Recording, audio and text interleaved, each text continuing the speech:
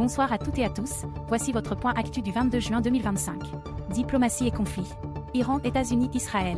Les États-Unis, sous l'ordre de Donald Trump, ont lancé des frappes aériennes contre 3 sites nucléaires iraniens, Fordow, Natanz, Isfahan, impliquant des bombardiers B-2 et bombes pénétrantes, baptisées Opération Midnight Hammer, visant à dévaster le programme nucléaire iranien. L'Iran a immédiatement riposté en lançant des missiles sur Israël. La riposte iranienne inclut aussi la menace de fermer le détroit d'Ormuz. Plusieurs capitales ONU, Royaume-Uni, France, Chine, Russie appellent à la désescalade. Le pape Léon XIV a lancé un appel vibrant à la paix, dénonçant un abîme irréparable. Inde et Pakistan.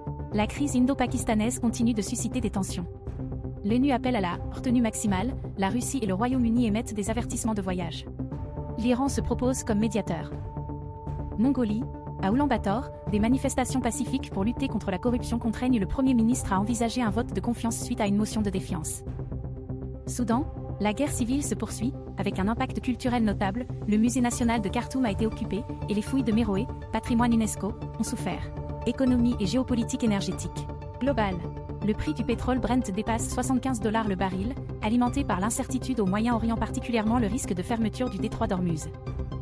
Les marchés réagissent, inquiétude sur le risque d'un choc d'offres, anticipation des décisions des banques centrales, Fed, BCE, BOJ, BOE, au gré des données sur l'inflation et la croissance.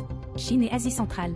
Pékin signe un traité important avec plusieurs nations d'Asie centrale, Kazakhstan, Ouzbékistan, Kirghizistan, pour renforcer la coopération dans le cadre de la Belt and Road, investissement, infrastructure, AI, rail, sans poser de conditions politiques.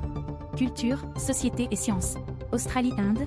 La chute d'un porte-conteneur en feu au large de l'Inde, transportant des marchandises dangereuses, crée une alerte écologique majeure. Europe. En Autriche, le drame d'une fusillade scolaire à Graz s'est aggravé, le nombre de victimes monte à 11. France. Paris célèbre la richesse du japonime, animation japonaise, à la Cinémathèque. C'était tout pour votre point actu du jour, bonne soirée à tous et à très vite.